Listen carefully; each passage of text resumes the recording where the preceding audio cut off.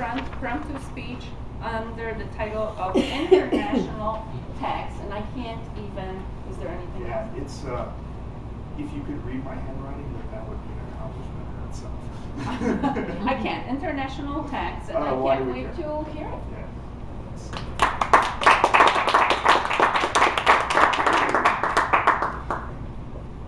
It was the second semester of law school, or second semester of my second year of law school, and I was entering my first tax course.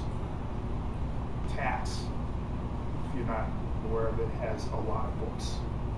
So I was walking into the course room with all of my books, ready to begin the semester, and wasn't really quite sure why I was there, because tax was the last thing that I wanted to learn about. Before I opened the door, thoughts of pocket protectors,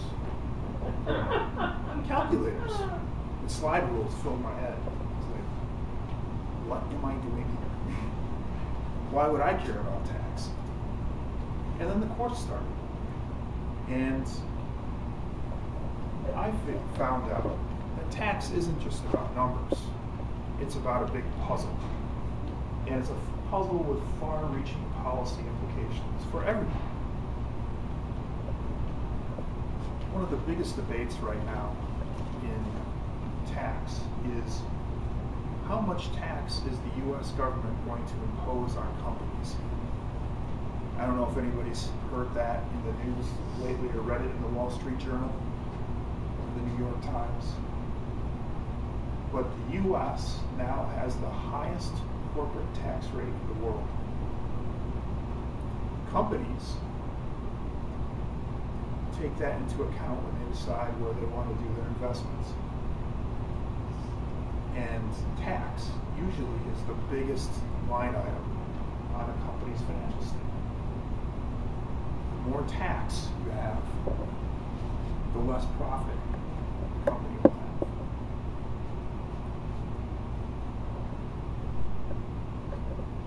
When I sat down and opened the book for the first time at that tax course, I was really surprised to find words and not numbers.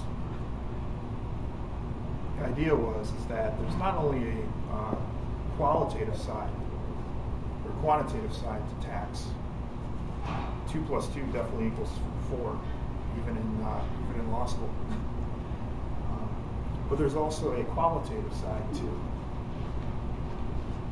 We can write rules about how a company should be treated with their investments, but we all know that companies like to find their ways around rules. You can write a rule one way, and maybe companies will argue that it applies something in a way that wasn't intended. For example, one of the first cases I read was a case called Frank Lyons. And essentially the case was about a company that sold a piece of property to somebody else. But then, after the sale was done, they turned right around and they rented the property back. And so the question was, did the company actually sell it, or are they financing the property?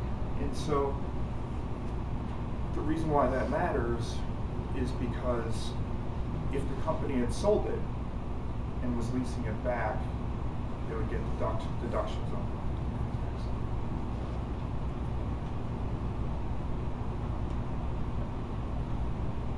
The reason why it's important to everybody to understand tax issues is that it affects all of us.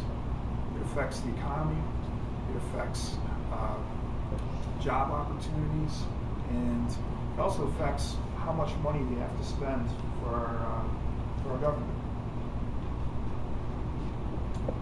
So the next time you're filling out your tax form, as much as I hate to do that myself,